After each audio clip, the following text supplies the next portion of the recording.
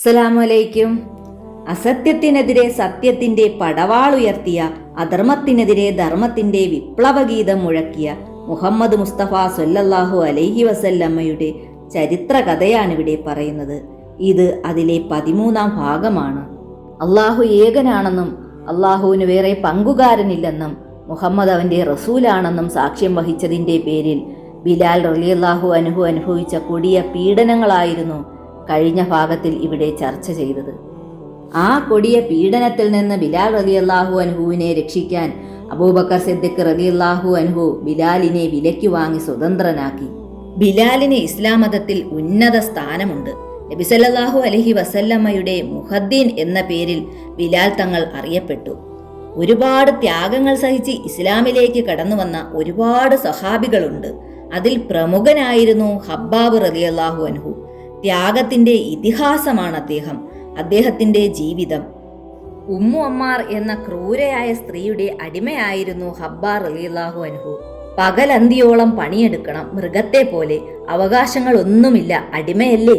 അള്ളാഹുവിന്റെ ദീനിലേക്കുള്ള വിളി വന്നു. സാഹോദര്യത്തിന്റെ മതം, സമത്വത്തിന്റെ മതം. തന്നെ സൃഷ്ടിച്ച അള്ളാഹുവിൽ വിശ്വസിക്കുക, റസൂലിൽ വിശ്വസിക്കുക. ഹബ്ബാബ് തങ്ങൾ സത്യമതം സ്വീകരിച്ചു. ഇതറിഞ്ഞ ഉമ്മു അമ്മാർ ഹബ്ബാബിനെ വിളിച്ചു. ഞാൻ നിന്റെ യജമാനനാണ്.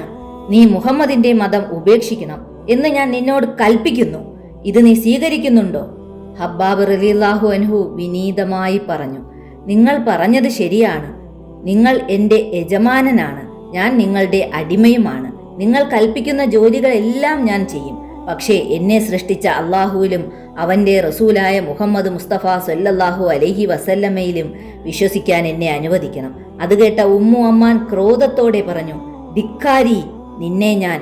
അന്തരീക്ഷത്തിൽ അടിയുടെ ശബ്ദം മുഴങ്ങി. ശരീരത്തിൽ മുറിവുകൾ വീണു. എന്നാൽ ഹബ്ബാബിന്റെ നാവിൽ നിന്നിറങ്ങിയത് ഒരേ ഒരു വാക്ക് മാത്രം, ലാ ഇലാഹ ഇല്ലല്ലാഹ്. അള്ളാഹു അല്ലാതെ യാതൊരു ഇലാഹുമില്ല. വീണ്ടും ചോദിച്ചു, നീ മടങ്ങുന്നുണ്ടോ? ഈ മതം ഉപേക്ഷിക്കുമോ? ഹബ്ബാബിന്റെ മറുപടി ഉറച്ചതായിരുന്നു, ഇല്ല, ഒരിക്കലുമില്ല. ഖുറൈശി പ്രമുഖന്മാർ ഒരുമിച്ച് കൂടി കടുത്ത ശിക്ഷ നൽകുന്നതിനെ കുറിച്ച് ആലോചിച്ചു. ഒരു തീരുമാനത്തിലെത്തി. കൽക്കരി കൊണ്ടുവരിക, കത്തിക്കുക, ആ കനലിൽ മലർത്തി കിടത്തുക. ശരീരം ചുട്ടുപൊള്ളുമ്പോൾ ഇസ്ലാം ദീനിൽ നിന്ന് മടങ്ങിക്കോളും. കൽക്കരി കൊണ്ടുവന്നു, നിരത്തിയിട്ടു തീ കത്തിച്ചു. അടുത്തു നിൽക്കാൻ വയ്യ. ഹബ്ബാബ് റളിയല്ലാഹു അൻഹുവിനെ പിടിച്ചു കൊണ്ടുവന്ന് തീക്കനലിൽ കിടത്തി. ഹബ്ബാബ് റളിയല്ലാഹുവിന്റെ മാറിടത്തിൽ ഒരാൾ കയറി നിന്നു. അനങ്ങാൻ സമ്മതിച്ചില്ല. മനുഷ്യ മാംസം വെന്ത് കരിയുന്ന ഗന്ധം പരന്നു. പിന്നീട് ആ മുറിവുകൾ ഉണങ്ങി വലിയ വെളുത്തപാട് ഹബ്ബാബ് റളിയല്ലാഹു അൻഹുവിന്റെ ശരീരത്തിലുണ്ടായിരുന്നു. സത്യവിശ്വാസികൾ അത്ഭുതത്തോടെ നോക്കുമായിരുന്നു ആ ത്യാഗത്തിന്റെ മുദ്രകൾ. പീഡനങ്ങളും മർദ്ദനങ്ങളും നടത്തുമ്പോൾ ശത്രുക്കൾ ഒരു കാര്യം പ്രത്യേകം ശ്രദ്ധിച്ചിരുന്നു, മരണം സംഭവിക്കാതിരിക്കാൻ. മരിച്ചുപോയാൽ അത് സാമ്പത്തിക നഷ്ടമുണ്ടാക്കും. സ്വതന്ത്രനാണ് കൊല്ലപ്പെടുന്നതെങ്കിൽ അവരുടെ കബീലക്കാർ കലഹത്തിന് വരും. അത് ആഭ്യന്തര കുഴപ്പങ്ങൾക്ക് കാരണമാകും. ഇസ്ലാമിനും മുഹമ്മദിനും അത് ഗുണകരമായി വരികയും ചെയ്യും. എല്ലാം വളരെ ശ്രദ്ധാപൂർവമായിരുന്നു. മറ്റൊരു ചരിത്രം പറയാം. യാസറിന്റെയും അമ്മാറിന്റെയും സുമയ്യ ബീബിയുടെയും. ബനു മക്സൂം ഗോത്രം. ആ ഗോത്രക്കാർ ബിംബാരാധകരാണ്. യാതൊരു കാരണത്തിനിറങ്ങുമ്പോഴും അവർക്ക് ബിംബങ്ങളെ കണ്ടു വണങ്ങണമായിരുന്നു. ആ ഗോത്രക്കാരുടെ അടിമകളായിരുന്നു യാസറും കുടുംബവും. യാസർ യമൻ സ്വദേശിയാണ്. മക്കത്ത് വന്ന് താമസമാക്കി. യാസറിന്റെ ഭാര്യ സുമയ്യ. മക്കൾ അമ്മാറും അബ്ദുള്ളയും. എല്ലാവരും അടിമകൾ. ഗോത്രത്തിന് വേണ്ടി പണിയെടുക്കുകയാണ് അവരുടെ ജീവിത ലക്ഷ്യം. ദാരിദ്ര്യം തന്നെ, അതിൽ നിന്ന് മോചനമില്ല. അടിമകളല്ലേ. അപ്പോഴാണ് പ്രവാചകൻ തിരുമേനി സ്വല്ലല്ലാഹു അലൈഹി വസല്ലമ തങ്ങളുടെ വിളി വരുന്നത്. ഇസ്ലാം ദീനിലേക്കുള്ള ക്ഷണം. ഇഹലോകത്തും പരലോകത്തും വിജയം. ദൃഷ്ടാവായ അള്ളാഹുവിൽ വിശ്വസിക്കുക, അവന്റെ പ്രവാചകരിൽ വിശ്വസിക്കുക. അതിനെന്ത് തടസ്സം? യാസറും കുടുംബവും ചർച്ച ചെയ്ത് ഇസ്ലാം മതം സ്വീകരിക്കാൻ തീരുമാനിച്ചു. എല്ലാവരും ഷഹാദത്ത് കലിമ ചൊല്ലി മുസ്ലിമുകളായി. പ്രകാശം മൂടിവെക്കാനാവില്ലല്ലോ. യാസറും കുടുംബവും ഇസ്ലാം ദീൻ സ്വീകരിച്ച കാര്യം ബനൂ മക്സൂം ഗോത്രം അറിഞ്ഞു. അവർ എല്ലാവരെയും പിടികൂടി. യാസറും കുടുംബവും ഇസ്ലാം ദീനിൽ നിന്ന് മടങ്ങണം എന്ന് ആവശ്യമുന്നയിച്ചു. ഞങ്ങളെ സൃഷ്ടിച്ചു പരിപാലിക്കുന്ന അള്ളാഹുവിൽ ഞങ്ങൾ വിശ്വസിക്കുന്നു, അവന്റെ പ്രവാചകരിലും ഞങ്ങൾ വിശ്വസിക്കുന്നു. ഞങ്ങൾക്ക് സത്യം മനസ്സിലായി. അത് വിശ്വസിക്കാതിരിക്കാൻ നമുക്കാവില്ല. യാസറും കുടുംബവും മറുപടി കൊടുത്തു. അടിമകളായ നിങ്ങൾ എന്ത് വിശ്വസിക്കണമെന്നും എന്ത് വിശ്വസിക്കണ്ട എന്നും തീരുമാനിക്കുന്നത് യജമാനന്മാരായ ഞങ്ങളാണ്. ബനൂ മഖ്സൂം കുടുംബം അത് തീരുമാനിച്ചിരിക്കുന്നു. നിങ്ങൾ ലാത്തയിലേക്കും മനാത്തയിലേക്കും മടങ്ങണം. ബനൂ മഖ്സൂമിന്റെ കൽപ്പനയാണിത്. യാസറും കുടുംബവും പറഞ്ഞു, ബനൂ മഖ്സൂമിനോട് ഞങ്ങൾ യാതൊരു നന്ദികേടും കാണിച്ചിട്ടില്ല, വിശ്വാസവഞ്ചനയും നടത്തിയിട്ടില്ല. മനുഷ്യരെ മുഴുവൻ സൃഷ്ടിച്ചത് അള്ളാഹു ആണ്. ഞങ്ങൾ അള്ളാഹുവിൽ വിശ്വസിക്കുന്നു. അതിൽ എവിടെയാണ് തെറ്റ്? പെട്ടെന്ന് അടിപൊട്ടി. പറഞ്ഞതനുസരിച്ചാൽ മതി. യാസറും കുടുംബവും ഒരേ സ്വരത്തിൽ പറഞ്ഞു, അള്ളാഹു അല്ലാതെ മറ്റൊരു ഇലാഹില്ല. അവർ പറഞ്ഞു കഴിഞ്ഞതും അടിയും തൊഴിയും തുടങ്ങി. ബോധം കെടും വരെ അവർ മർദ്ദിച്ചു. യാസർ റളിയല്ലാഹു അൻഹുവിനും ഭാര്യയായ സുമയ്യ റളിയല്ലാഹു അൻഹുവിനും മർദ്ദനം ലഭിച്ചു. മക്കൾ അമ്മാറിനെയും അബ്ദുള്ളയെയും അവർ വെറുതെ വിട്ടില്ല. ബോധം തിരിച്ചു കിട്ടിയപ്പോൾ വീണ്ടും ക്രൂരമായ മർദ്ദനം. ഇരുമ്പിന്റെ കവചം കൊണ്ടുവന്ന് യാസർ റളിയല്ലാഹു അൻഹുവിനെ അത് ധരിപ്പിച്ചു. ചുട്ടുപൊള്ളുന്ന മണൽക്കാട്ടിൽ കൊണ്ടിട്ടു. ഇരുമ്പിന്റെ കവചം ചൂട് പിടിപ്പിച്ചു. അതിനകത്ത് മനുഷ്യ ശരീരം ചൂടുകൊണ്ട് കരിയാൻ തുടങ്ങി. നീ മുഹമ്മദിന്റെ മതം കൈവെടിയുമോ? അവർ ചോദിച്ചു. കാരുണ്യവാനായ അള്ളാഹുവേ, എൻ്റെ വിശ്വാസം ശക്തിപ്പെടുത്തേണമേ. വിശ്വാസം പതറിപ്പോകാതെ കാത്തുരക്ഷിക്കണമേ.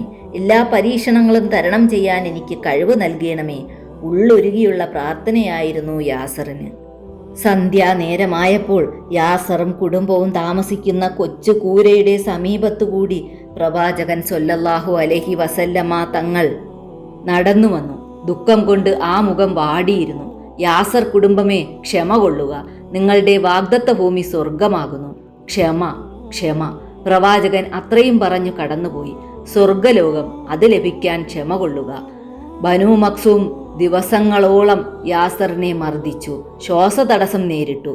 മുറിവുകളിലൂടെ രക്തം ഒഴുകിപ്പോയി. അവസാനം മർദ്ദനത്തിനിടയിൽ യാസർ റളിയല്ലാഹു അൻഹു അള്ളാഹുവിലേക്ക് യാത്രയായി. അവരുടെ അടുത്ത ഇര സുമയ്യ ബീവി റളിയല്ലാഹു അൻഹയായിരുന്നു. ബനൂ മഖ്സൂം അബൂജഹലിനോട് പറഞ്ഞു, ധിക്കാരിയായ യാസറിന്റെ ഭാര്യയാണിവൾ. ഇവളെ മര്യാദ പഠിപ്പിക്കാൻ നിങ്ങളെ ഏൽപ്പിക്കുകയാണ്. ഇവളുടെ പേര് സുമയ്യയാണ്. അവന്റെ മതത്തിൽ നിന്ന് ഇവളെ മടക്കിക്കൊണ്ടുവരാൻ നിങ്ങൾക്ക് കഴിയുമോ? അക്കാര്യം ഞാനേറ്റു. ഇവളെ ഞാൻ ലാത്തയിലേക്ക് മടങ്ങിക്കൊണ്ടുവരും. സുമയ്യയെയും കൊണ്ട് അബൂജഹൽ കടന്നുപോയി. അബൂജഹലിന്റെ കരുത്തേറിയ കരങ്ങൾ സുമയ്യ റളിയല്ലാഹു അൻഹുവിന്റെ ശരീരത്തിൽ ആഞ്ഞു പതിച്ചു. എന്നിട്ട് ചോദിച്ചു, നീ ഇസ്ലാമിൽ നിന്ന് മടങ്ങുന്നുണ്ടോ? സുമയ്യ ബിബി റളിയല്ലാഹു അൻഹ പറഞ്ഞു, ഞാൻ ഏകനായ അള്ളാഹുവിൽ വിശ്വസിക്കുന്നു, അവന്റെ റസൂലിലും വിശ്വസിക്കുന്നു. ഇനിയൊരു മടക്കമില്ല. വീണ്ടും മർദ്ദനം. എത്ര മർദ്ദിച്ചിട്ടും സുമയ്യ ബിബി റളിയല്ലാഹു അൻഹുവിനെ ഇസ്ലാം മതത്തിൽ നിന്ന് പിന്തിരിപ്പിക്കാൻ അബൂജഹലിനായില്ല. മൂർച്ചയേറിയ കുന്തവുമായി അബൂജഹൽ കടന്നു വരികയാണ്. സുമയ്യ ബീബി റളിയല്ലാഹു അൻഹുവിനെ വലിച്ചിഴച്ച് താഴെയിട്ടു. ശരീരം അലർത്തിയിട്ടു. ശക്തമായ ഒരു കുത്ത്. കുന്തം ആ ശരീരത്തിൽ താഴ്ന്നിറങ്ങി. ചോര തെറിച്ചു. മണൽത്തരികൾ ചുമന്നു തൊടുത്തു. ലാ ഇലാഹ ഇല്ലല്ലാ മുഹമ്മദുർ റസൂലുള്ളാ. തളർന്ന ചുണ്ടുകളുടെ മന്ത്രം. ആത്മാവ് പറന്നുപോയി. ചലനമറ്റ ശരീരം മണൽപ്പരപ്പിൽ അനാഥമായി കിടക്കുന്നു. ഇസ്ലാമിന് വേണ്ടി രക്തസാക്ഷിത്വം വരിച്ച ആദ്യത്തെ വനിതയാണ് സുമയ്യ ബീവി റളിയല്ലാഹു അൻഹു.